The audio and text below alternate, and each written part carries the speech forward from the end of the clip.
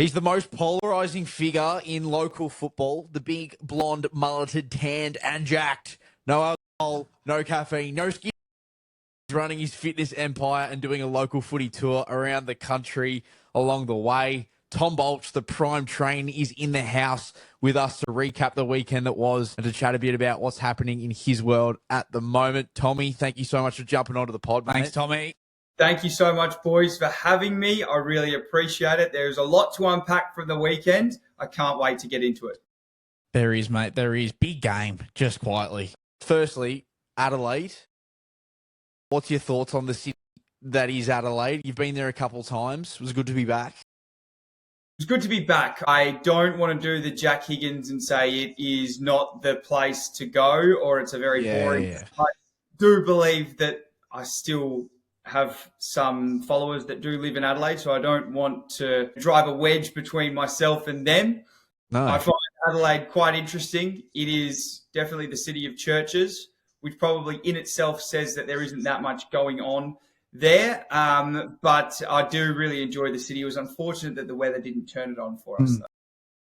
Like, to be honest, it's probably a credit to Adelaide for getting 5,400 people down to Norwood Oval in rain and hail and wind and cold and shit. Yeah. Like, credit to Adelaide. They love their footy.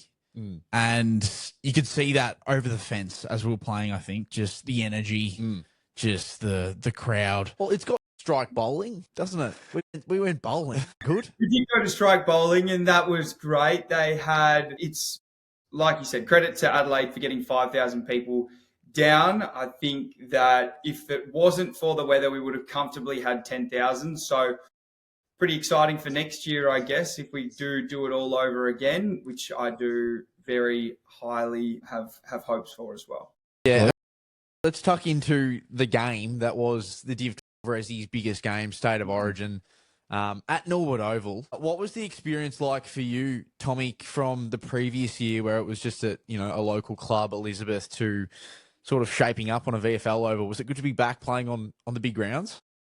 It was good to be back playing on the big grounds. I think that does give a little bit more of a local football feel down at Elizabeth when you've got everybody around the ground and there's no room. But then when you've got the big stadium, that sometimes the 5,000 people disperse and it feels like that there's only 500 people there. So it is a different feeling. But I did really enjoy the experience. Obviously, I think that maybe the teams were a little lopsided, to say the least. What do you guys reckon?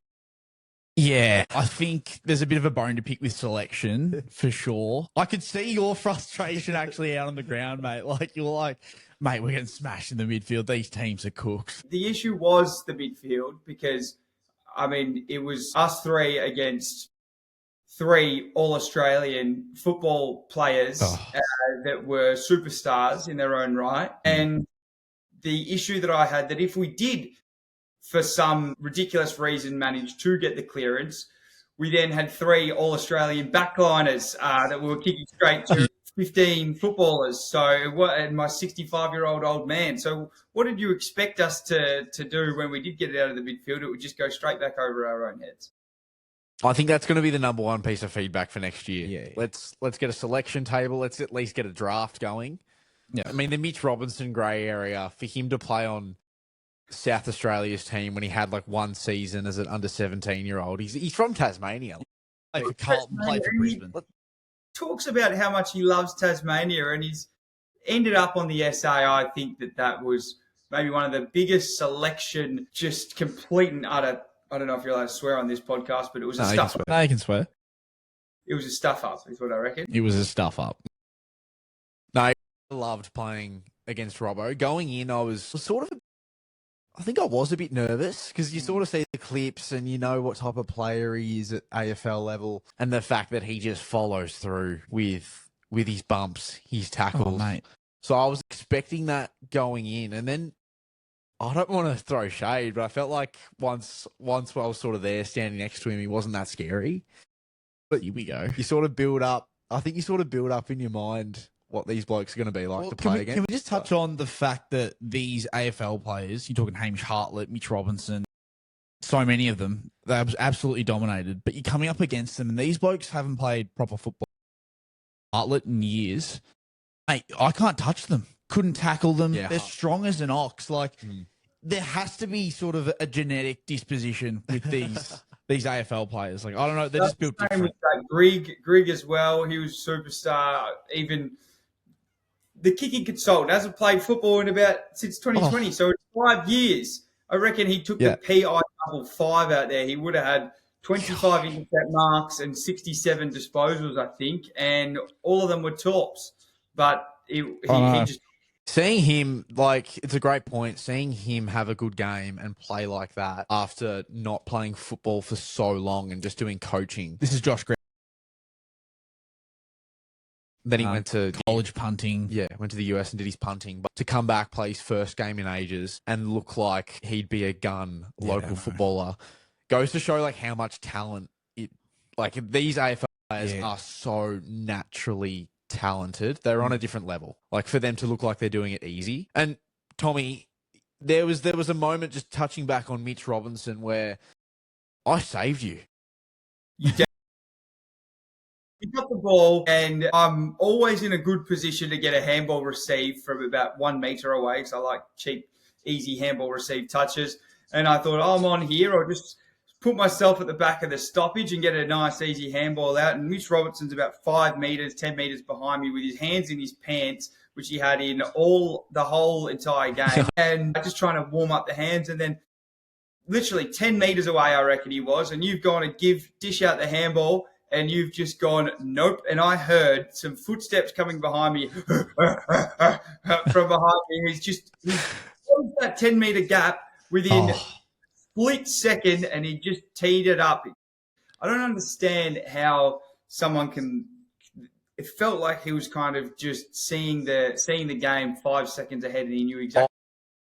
I saw it unfold. I saw him locate you and target you. I had the ball, and he wasn't even looking at me. That AFL brain was going, where's he going to handball it to?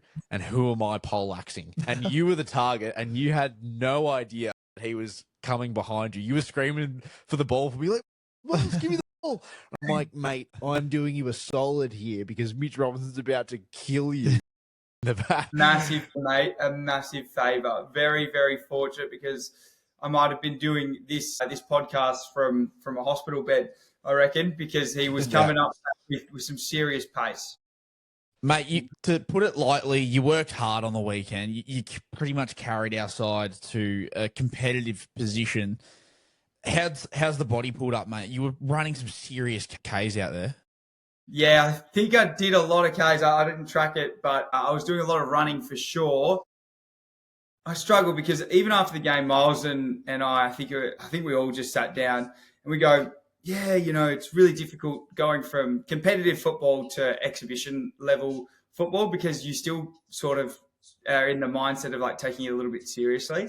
And sometimes you have to check yourself and be like, it doesn't, it's an exhibition match. It doesn't really matter at the end of the day. But it's an interesting one for me, because posting football content, I said this to both of you guys before the game, and it's like, well, if I don't try and I get 10 disposals, then everybody's going to be on my back saying, usually try so hard, and you post all this footy content, and you can't even get a kick in the Div12 Resi's game. Like, you're crap. So you hear all this noise on social media, and then if you do try hard and you have 50 disposals, then everyone's like, oh, you're such a try hard. Like, why do you try so hard in the Div12 Resi's game? And it's like, you're damned if you do, you're damned if you don't, a little bit with social media. Everyone will always try to criticize you no matter what.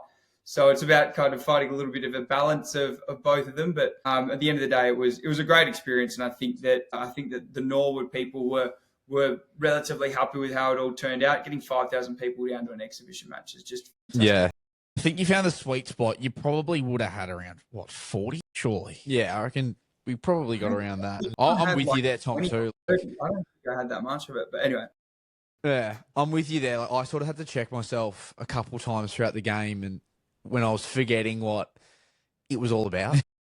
It's a Div12 Resi's game. They're there to put on a show. Yeah. But it's just the natural competitiveness of we want to win. Yeah. I hate losing. I hate a team running over the top of me. another man beating me. There's just something, I don't know, primal about the competitiveness. But I think in the last quarter, it sort of all went, and I'm like, I'm just going to enjoy this. The crowd was running onto the ground, and reserves players from local clubs were kicking goals, and their mates were running onto the ground, and I sort of just sat back and I was like, yeah, this is what it's all about. I think it was the hail for me. Like, as soon as the hail set in and I'm looking around and there's umpires who are bald covering their heads because they're in pain, and like, I'm just looking at the spectacle and I'm seeing the crowd run into the stands. I'm like, oh yeah, this is it's not a serious game of football. Oh, no. But Have you ever played in hail before, Tommy? Been a while since I've played in hail. I think I've played previously in Western Australia in some hail, but I don't think that for some reason is ingrained in my head as something that I was just not that keen for. When the hail started coming down and we're down by, I don't know, 30, 40 points, and I'm thinking, gee whiz, this isn't fun. This is not. I'm not enjoying myself out here. I'm not getting paid for this. This is no good at all. Well, mate, you paid for it. You had your Prime Train signs up around the ground, up on the electronic fence, mate. Can you run me through that? Did you sponsor the day? Is that what happened? Absolutely. I'm fortunate that I do get paid to go around and travel around Australia throughout the year, which does allow me to have a little bit of extra money to put back into local football, and whatever I can do to help local football or to help struggling clubs or to help this Marmalade game as well. I was more than happy to throw some money in and sponsor it. I think that it's a great cause. It's a great day. Getting kids down, getting just local people down to want to have a beer and building something that isn't. The AFL is great. It's fantastic at what it does, but I don't know how much help it does lend to local football clubs. So local football clubs that are really struggling, and I get to see firsthand around Australia kind of how much some of these local footballers are struggling and local football clubs are struggling. So being able to help them out with funds is always something that I'm happy to do. Mate, it's so good to see someone out there representing local football, giving back, and doing your footy tour as well, which we will touch on later on. But you mentioned before the dealing with, I guess, the expectations, the comments. How do you go dealing with the online comments? How have you sort of dealt with it? How's your mindset perspective changed over the years? You've obviously heard probably everything under the sun.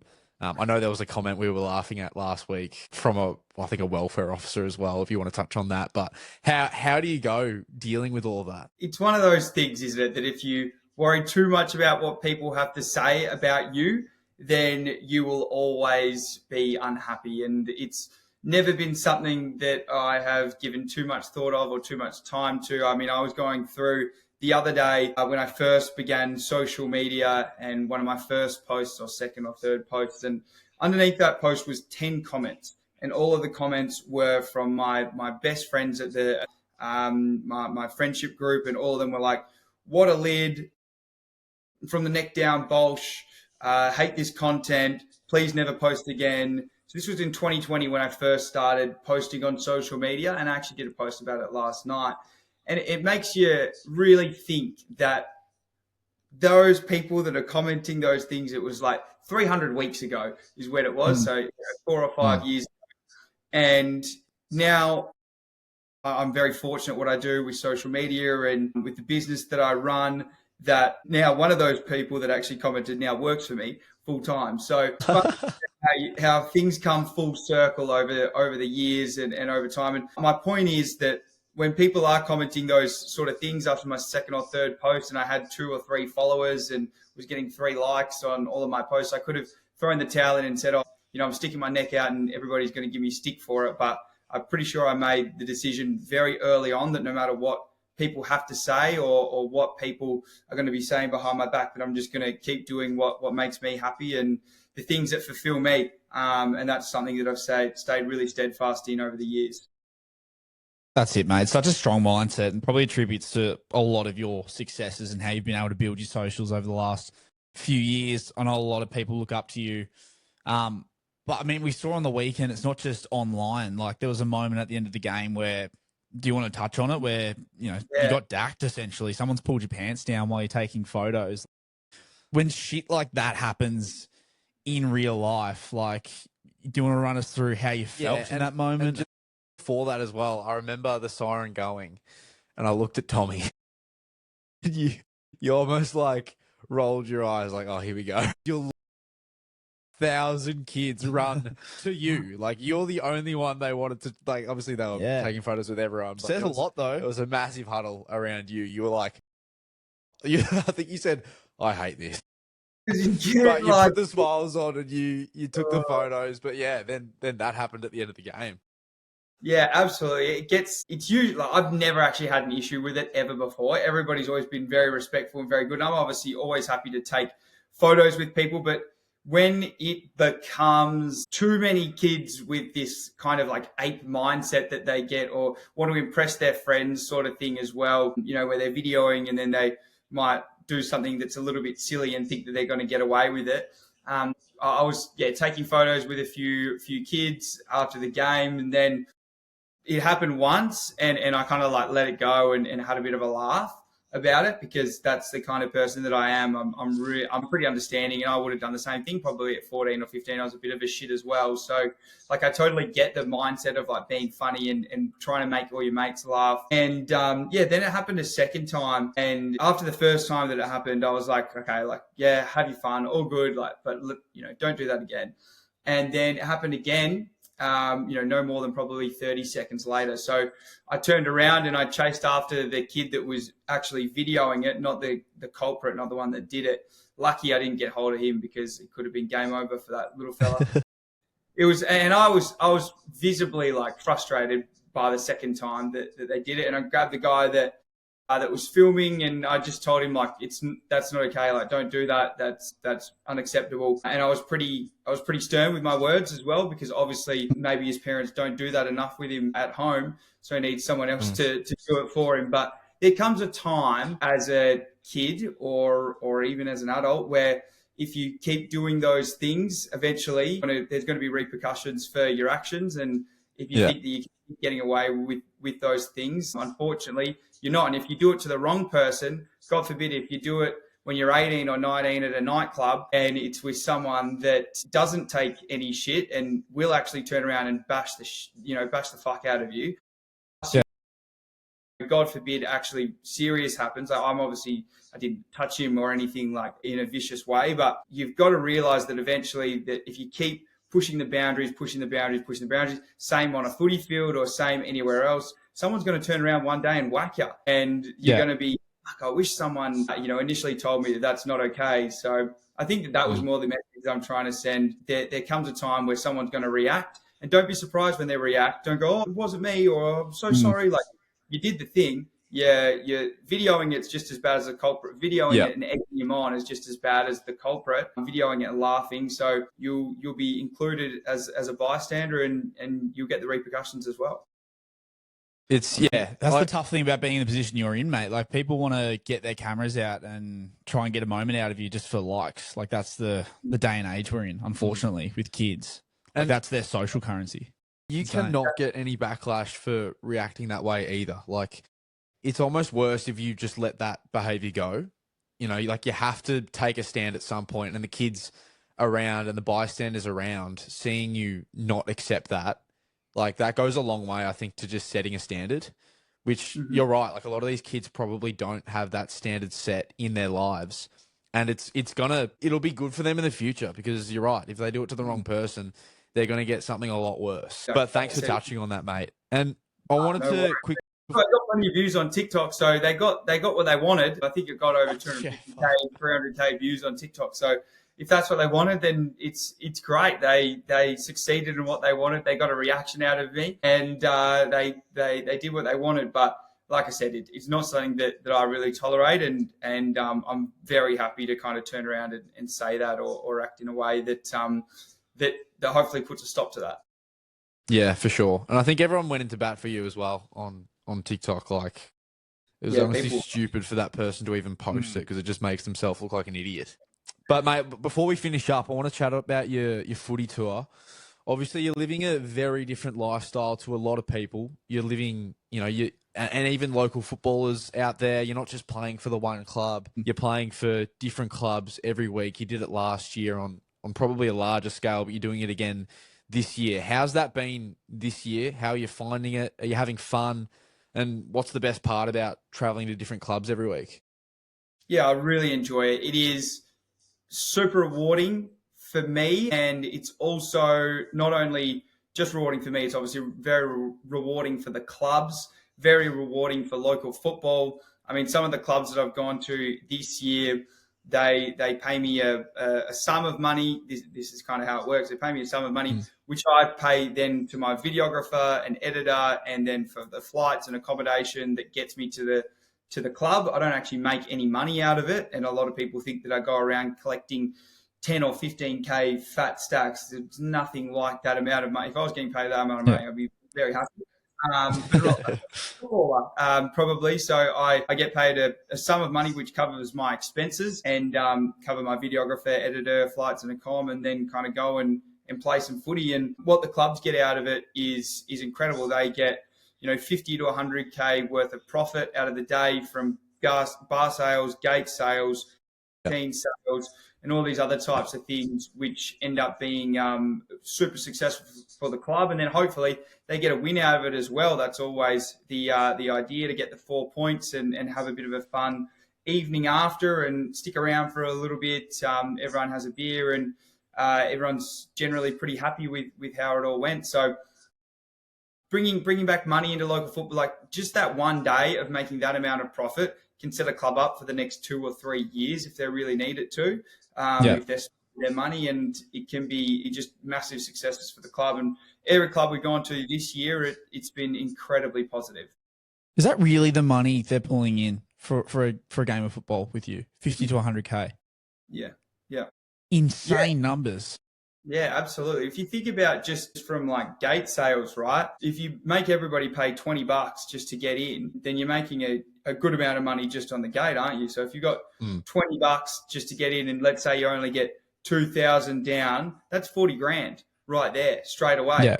And that's just profit. You're not losing any money. That's just complete and utter profit, 40 grand right there. Yeah. Just get 2,000 people in. We've got most of the games this year. We've probably got 3,000 to 5,000 people through the gates. So $20 a head. You might have some kids that are $10 which get in. It usually ends up being 50 to 60 grand just on the kind of gate sales. And then you've got people on the bar who are spending ridiculous amounts of money to get pissed. And then you've got the kids on the canteen. It quite easily ends up being 100 grand for the day, and most of that profit. Putting up all the numbers.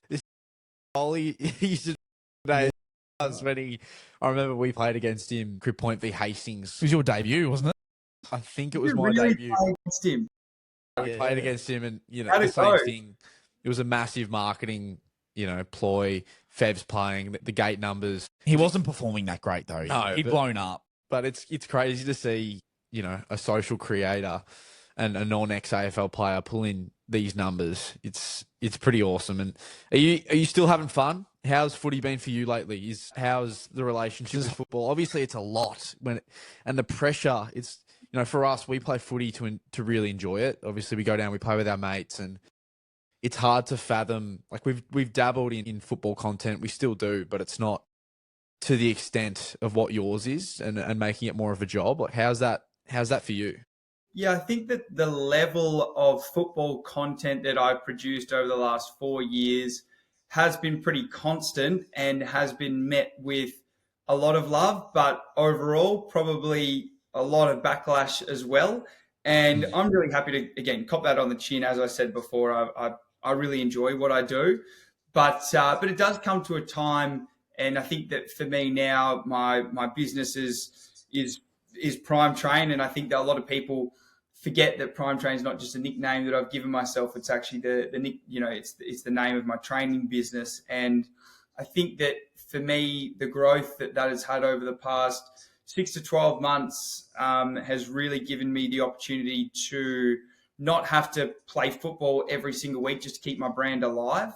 And I think that previously football has been the the forefront of what I've done. But at the end of the day, football doesn't make me that much money. So it's interesting that I spend so much time, effort, and content space on it. Realistically, most of my kind of income comes from my training programs. So for me, a big focus has been going back to putting a lot more time and effort into the training programs, putting a lot of content into the training programs as well. And that has been a massive net positive for my business. I guess from a football perspective, like I said, if it's not really making me that much money and it takes away from the training programs, it takes away from the other side of my business. And if I get injured, God forbid, playing football and I can't continue to create running content, fitness content, and that type of thing, then it's just a net negative for my business. So I think that having a really big focus for me on what's good for business and what makes me the most amount of money, and then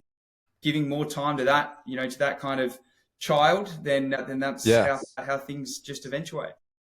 And I had a good conversation with you when we were finishing up in Adelaide. We were talking about your business, and you said that, a really good part of any business is you have to have a unique selling point. And I think you said for you, that's the football aspect. So would you say like that's been really, obviously now it's not as prominent, but it's still an important piece, because would a majority of your clients, would they be local footballers, or would they just be people wanting to get in shape? Like, what does that look like?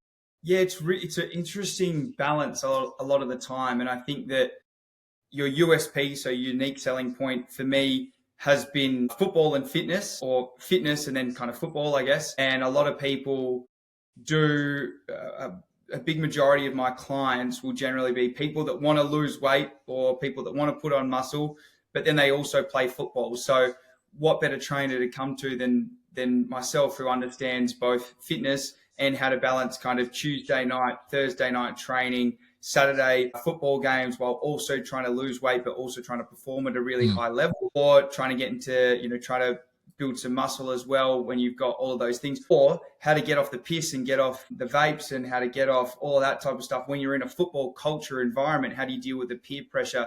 How do you deal with that sort of thing when you want to get off all of that side of your life and you want to start to change a few things? Then again, who better to come to than someone that's done it before? That's it, man. And look, you mentioned, footy might not be the main priority due to obviously your business expanding and all that, but is there an element of it wearing a little bit thin, given you not only attract fans to these games, but you attract, people that aren't fans of you, haters, copping the abuse over the fence? I saw you got a little rib tickler the other week. I think it was down at Road, maybe. Like, how do you deal with copping just this barrage every weekend you show up to play local football? I do. I actually enjoy it because it makes me play better. I actually think about it during the week. I'm like, I can't really be bothered this week. And then I get out there on a Saturday, and I've had 2 touches in the first quarter, and then I hear over the fence, "You're a flog prime train. You fucking shit. You shouldn't be here. You can't even get a kick in fucking this league. Like, you don't think you're any good." And then I'm like, "Fuck yeah! Like, let's go. Like, let's fucking run it." And that's what like gets me real up and about. And then you end up winning the game, and then you can fucking go. That's it. I find the same thing as well. Whenever an opponent wants to talk shit, or I'm lining up for a goal on the fence and people going, "You're not going to put this on the podcast when you miss it." Then I slot one from the boundary. It's like you've just given me the license. Like, your brain hits another gear. People don't understand it's great content. It's great content for us. But I think that at the end of the day, football will never not be a part of my brand. Like, whether it's, if I dial back the football and I'm not playing every single week of the year, going down to every different football club that I can, the last 2 weeks or 3 weeks I've been in Bali for the weekends, so I haven't had the chance to play football, and it hasn't made any difference to my business or to my content or anything. I have so much banked up content of football that I don't really need to keep on creating new content every single week playing it. And I think that I've got enough of a foot in the door with all of my football content previously that if something relevant does come up, like later in the year, I've got some big events coming up, which will be really exciting. I'm going to Asia as well for the AFL Asian Championship. So just doing more things like that. I think that not just focusing on the weekly grind of playing football and every Tuesday, Thursday, Saturday, just grinding out of football, vlogs, like that doesn't benefit me or my business at all. Like, I've got work to do. I've got clients to look after and other things. So that doesn't serve me with a purpose at all. But kind of going to do these other events will definitely serve me and the people at the events as well. You mentioned big events. Can you lift the lid on any particular big events in the future? I know what you're thinking. I don't know if I can or not, but yeah. I want to be sure. I don't know. There could be a couple exhibition. There could be an exhibition or two. There could be a big exhibition game around August or September that hasn't been around for the last couple of years and is making a comeback. And they thought, why not get a cellar dweller local footballer to come through and play some games on the big stage. So it'll be good to be back out there. But I wouldn't have touched a footy probably for 2 or 3 months before that because I'm pretty much done after June 30. And I'll just be dialing in. How do you go keeping up the skill overseas? Obviously, you're in Bali for a few weeks, then you're going overseas again. Like, do you try and get a session in or two, or you just don't kick the footy at all? Classes. Here we go. What you might say. You wonder why people hate me. I'll probably dial in a couple of training sessions. I'm going over to the US 1st of July. I played some footy over there in New York last year, so I might have a little bit of a run around, seeing the summer over there and kick the footy. I love playing footy. I think it's a great community aspect. It's a great way to meet people. And for me, I'm lucky enough to have friends all over Australia and all over the world. Like last year, I played in London and New York. And then this year, when I go to New York, I can just go and chill out with the same people that I played with last year. I've got a group of friends there that I can go and eat with. I can go and talk about business with. I can play football with. And it's a great way to stay fit and healthy as well. Kicking the footy, it makes me happy. I'll still do that while I'm overseas, try and get some touches of the pill. I might bring over my pill as well and, run around. It's always good content. Absolutely. Well, hopefully we link up in New York. I know we're going there in a month's time or so. Yep, FIFA Club World Championships will be there. We'll be there. Be there for a few days. Anyone from New York that's listening to the pod, we are coming. Tommy, mate, thank you so much. Lastly, actually, one more question, mate. You've played with your old man on the weekend. Where does that rank on all-time footy moments for you? Number one for me is playing with my old man, but that wasn't the first time. So I actually played with my old man when I was 15 and he was 45, so he's 30 years older than me.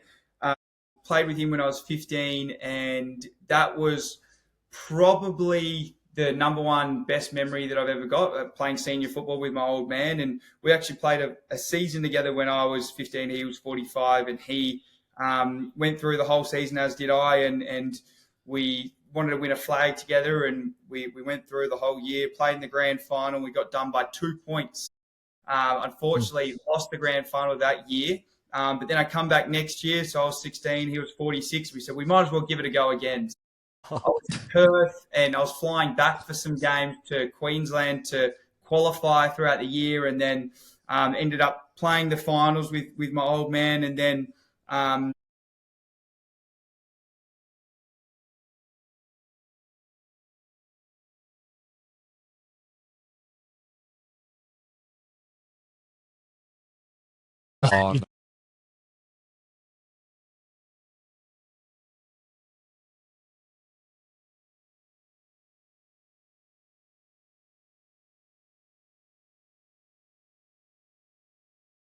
my best memory out of my whole football career would be playing with my old man. I think that it's a testament to him for how fit he keeps himself at 45, 46, and it's definitely something that I'd like to do with myself as well. And it's a big reason for me staying fit and healthy, not just throughout my youth life, but also when I get a little bit older and continue to go past 30 and into my 40s. Keeping fit and healthy is a massive thing for me, and I think that playing football with my young one as well would be a massive thing to tick off the bucket list. That's it. Health is wealth. I think we saw it on the weekend with 55-year-old Michael Bolch running around. Mate, he was putting on an absolute clinic in that first quarter before he absolutely tore the groin off the bone in the second. Mate, he was honestly a class above. Watching him run around, I was like, this is not happening right now. You could just tell he had the bark. He was absolutely just footy smart. Out there. He played a lot. Putting his head over it. I'm like, geez, he's inspiring me out there. Yeah. He was inspired. It was a great. He put on a clinic. I reckon he had 12 in the first, And I actually did actually heard someone say towards the end of the first quarter, "Your old man's got way more touches than you." And He had at one point. I actually thought, like, yeah, he probably has. Like, this is good. I was inspired by that as well. I'm glad he did his groin, otherwise he would have had fucking more than me. He was looking for you as well. Yeah, we linked up a few times, which was good. I gave him a handball early on in the second quarter, and I tried to kick it to you, I think, Miles, and turned it over, and I gave him a goal after that. So. Mate, what a weekend. Awesome weekend, mate. Thanks so much for hopping on, recapping.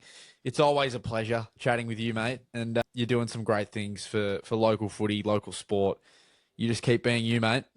I love you, boys. Thank you so much for having me on. I'm sure we'll catch up for a coffee and gym session, maybe a running session soon. Love it, Bolty. You're a champion. Thanks, mate. No worries.